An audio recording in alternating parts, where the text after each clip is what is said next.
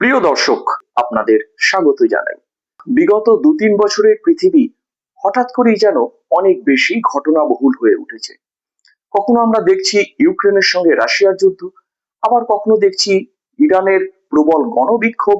আমাদের প্রতিবেশী দেশ বাংলাদেশেও প্রবল গণ আন্দোলন হতে দেখলাম। বাংলাদেশের প্রধানমন্ত্রী শেখ হাসিনা বাংলাদেশ ছেড়ে ভারতে রাজনৈতিক আশ্রয় নিলেন। অন্যদিকে নেপালেও কিন্তু ক্ষমতার পরিবর্তন অর্থাৎ পালা বদল হতে দেখলাম। এসবের পাশাপাশি আবার আমরা কি দেখলাম? মার্কিন প্রেসিডেন্ট ডোনাল্ড ট্রাম্পের কিছু অদ্ভুত সিদ্ধান্ত, যেমন ট্যারিফ। রাশিয়া ইউক্রেন যুদ্ধ চলছে এবং এই সময়কালে ভারত এবং চীনও রাশিয়া থেকে ক্রুড অয়েল অর্থাৎ খনিজ তেল কিনছে, এবং এই তেল রাশিয়া থেকে ভারত এবং চীনের কেনার অন্যতম একটা কারণ হচ্ছে রাশিয়া আন্তর্জাতিক বাজারের তুলনায় কিছুটা কম দামে এই তেল বিক্রি করছে। এখানেই হয়ে গেছে মুশকিল। মার্কিন প্রেসিডেন্ট ডোনাল্ড ট্রাম্প ভাবছেন রাশিয়া এই যুদ্ধের অর্থ এখান থেকে জোগাড় করছে, অর্থাৎ ভারতকে চীনকে তেল বিক্রি করে সেই অর্থ রাশিয়া নাকি ইউক্রেনের বিরুদ্ধে যুদ্ধে আরো বেশি করে ব্যবহার করছে। ফলে ইউক্রেনের সঙ্গে যুদ্ধে রাশিয়াকে কিন্তু কিছুতেই দমানো যাচ্ছে না, থামানো যাচ্ছে না, ন্যাটোর এত প্রচেষ্টা সত্ত্বেও। ডোনাল্ড ট্রাম্প ভারতের উপর চীনের উপর বেজায় অসন্তুষ্ট হয়ে ট্যারিফ বসিয়ে দিলেন। ভারতের উপর বসলো 50% ট্যারিফ। স্বাভাবিকভাবেই ভারতের বৈদেশিক বাণিজ্য এতে খানিকটা ধাক্কা খেলো। মার্কিন যুক্তরাষ্ট্রের সঙ্গে ভারতের যে বাণিজ্য চলে সেই বাণিজ্যে, বিশেষত রপ্তানি বাণিজ্যে, এই ট্যারিফ কিন্তু একটা নেতিবাচক প্রভাব ফেললো। ভারতের অর্থনীতির উপর একটা চাপ তো অবশ্যই এলো। তো ভারত তার উপর মার্কিন যুক্তরাষ্ট্রের আরোপ করা 50% ট্যারিফের যে বোঝা, এবং সেই বোঝার ফলে ভারতের যে অর্থনৈতিক ক্ষতি হচ্ছে, সেই ক্ষতি লাঘব করার জন্য বিকল্প পথ খুঁজতে শুরু করেছে। ভারতবর্ষ আমেরিকার বাইরেও ইউরোপের সঙ্গে যে বাণিজ্য করে সেই বাণিজ্য আরো বহুগুণ বৃদ্ধির লক্ষ্যমাত্রা নিচ্ছে, এবং এখানেই কিন্তু একটি নতুন কথা চালু হয়েছে, সেটি হলো mother of all deals. Bharat এবং ইউরোপীয় ইউনিয়নের মধ্যে এই ডিল, বা এটা এক ধরনের ফ্রি ট্রেড প্যাক্ট আপনারা বলতে পারেন, সেটি স্বাক্ষরিত হতে চলেছে 26শে জানুয়ারি 2026। এই বছরে আমাদের প্রজাতন্ত্র দিবসের প্রধান অতিথি হয়ে আসছেন ইউরোপিয়ান কমিশনের president Ursula von der Leyen এবং ইউরোপিয়ান কাউন্সিলের প্রেসিডেন্ট আন্তোনিও কস্তা। তাদের উপস্থিতিতেই হয়তো নয়াদিল্লিতে এই চুক্তির চূড়ান্ত রূপরেখা তৈরি হয়ে যাবে, এবং এ ব্যাপারে আমাদের প্রধানমন্ত্রী নরেন্দ্র মোদীও যথেষ্ট উদ্যোগ নিয়েছেন। অর্থাৎ এটা আমাদের বুঝতে অসুবিধা হয় না, ভারতবর্ষ মার্কিন যুক্তরাষ্ট্রের সঙ্গে তার বাণিজ্যের ঘাটতি মেটানোর প্রয়াস কিন্তু শুরু করেছে। তার একটা বড় বিকল্প হিসাবে ইউরোপের বাজারকে ভারতবর্ষ আরো বেশি করে ধরে নিতে চাইছে। এমনিতেও বিগত এক দশকে ভারতের সঙ্গে ইউরোপিয়ান ইউনিয়নের অন্তর্ভুক্ত দেশগুলির বাণিজ্য প্রায় 90% বৃদ্ধি পেয়েছে, যেটা কিন্তু অত্যন্ত ইতিবাচক একটা দিক। বিগত 9 মাসে ইউরোপের কয়েকটি দেশ যেমন Germany, France, Belgium, Netherlands, Italy, Spain, এই সমস্ত দেশগুলোর সঙ্গে ভারতের বাণিজ্য $43.8 বিলিয়ন সম্পন্ন হয়েছে। কিন্তু আবার এই একই সময় মার্কিন যুক্তরাষ্ট্রের সঙ্গে আমাদের বাণিজ্য হয়েছে প্রায় $65.88 বিলিয়ন। অর্থাৎ মার্কিন যুক্তরাষ্ট্রের সঙ্গে এখনো কিন্তু আমাদের ইউরোপের তুলনায় বেশি বাণিজ্য হয়ে থাকে। তো ভারতবর্ষ আগামী দিনে ইউরোপীয় দেশগুলোতে, ইউরোপিয়ান ইউনিয়ন অন্তর্ভুক্ত দেশগুলোতে তার বাণিজ্য, রপ্তানি বাণিজ্য আরো বেশি করে বৃদ্ধি করতে চাইছে।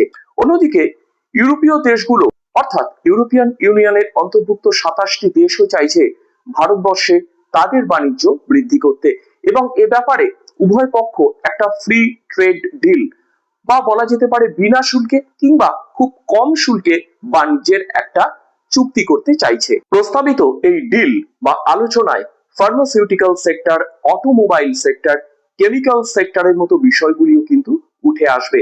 এর পাশাপাশি ইউরোপিয়ান ইউনিয়ন এবং ভারতের মধ্যে আইটি অর্থাৎ ইনফরমেশন টেকনোলজি সংক্রান্ত বিষয়গুলিও কিন্তু আলোচিত হতে পারে বা হবে, এবং ইউরোপিয়ান ইউনিয়নের অন্তর্ভুক্ত কয়েকটি দেশ বেশ বড় অঙ্কের সামরিক চুক্তি এবং পারস্পরিক প্রযুক্তিগত সহায়তার লক্ষ্যেও কাজ করে চলেছে।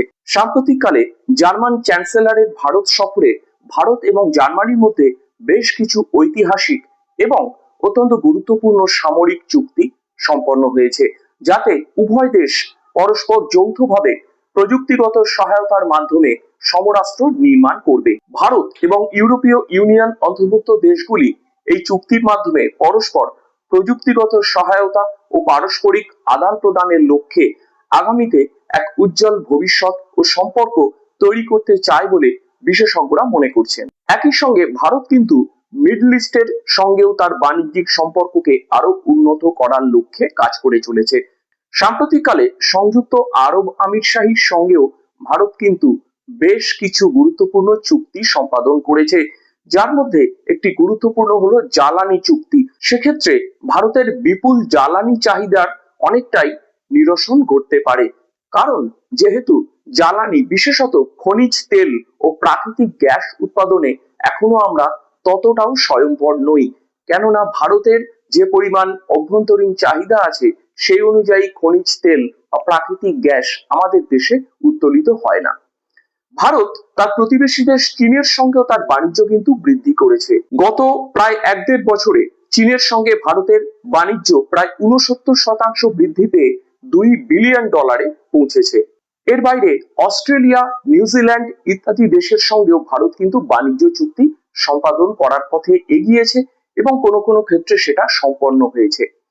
এক কথায় আমরা বুঝতে পারি ভারতের অর্থনীতি এখন বিশেষত ভারতের রপ্তানি বাণিজ্য শুধুমাত্র মার্কিন নির্ভর থাকছে না। মার্কিন প্রেসিডেন্ট ডোনাল্ড ট্রাম্প আবার 500% ট্যারিফ বসানোর হুমকি দিয়েছেন। সেক্ষেত্রে পরিস্থিতি হয়তো আরো খারাপ হতে পারে এবং সেটা আন্দাজ করেই ভারত, বিশেষত আমাদের প্রধানমন্ত্রী নরেন্দ্র মোদী, তিনি এমন কিছু সিদ্ধান্ত নিচ্ছেন যার ফলে আগামী দিনে ভারতের বৈদেশিক বাণিজ্যের ক্ষেত্রে যথেষ্ট অগ্রগতি আসতে পারে। ভারতীয় অর্থনীতি এর ফলে আরো সমৃদ্ধ হবে। এই মুহূর্তে বিশ্বের 4র্থ বৃহত্তম অর্থনীতি ভারতবর্ষ আগামী দিনে হয়তো হয়ে উঠতে পারে বিশ্বের 3য় বৃহত্তম অর্থনীতি। এবং এ বিষয়ে বিভিন্ন আন্তর্জাতিক সংস্থা এবং অর্থনৈতিক বিশেষজ্ঞ যথেষ্ট ইতিবাচক কথা বলেছেন ভারতবর্ষের ভবিষ্যৎ সম্পর্কে। ভারত এই মুহূর্তে কিন্তু পৃথিবীর ফাস্টেস্ট গ্রোয়িং মেজর ইকোনমির অন্তর্ভুক্ত একটি দেশ, অর্থাৎ ভারতবর্ষের অর্থনৈতিক অগ্রগতি কিন্তু যথেষ্ট দ্রুত গতিতে হয়ে চলেছে। স্বাভাবিকভাবেই বিভিন্ন বৈদেশিক রাষ্ট্র, ইউরোপিয়ান ইউনিয়ন থেকে শুরু করে অস্ট্রেলিয়া, নিউজিল্যান্ড কিংবা পশ্চিম এশিয়ার দেশগুলি ভারতের সঙ্গে তাদের বাণিজ্যিক সম্পর্ককে আরো সুদৃঢ় করতে চায়। সুতরাং মাদার অফ অল ডিলস যে আগামী দিনে ভারতবর্ষের উন্নতির একটি অন্যতম বড় স্তম্ভ হতে যাচ্ছে এবং ভারতবর্ষের অর্থনৈতিক ভবিষ্যৎকে আরো উজ্জ্বল করার লক্ষ্যে একটি বড় পদক্ষেপ হতে চলেছে, এটা বুঝতে আমাদের কোনো অসুবিধা হয় না। তো আগামী দিনে এইরকমই তথ্য সমৃদ্ধ আরো ভিডিও আমরা আনবো। তো ভিডিওটি যদি ভালো লেগে থাকে তো লাইক করবেন, চ্যানেলটিকে অবশ্যই সাবস্ক্রাইব করবেন।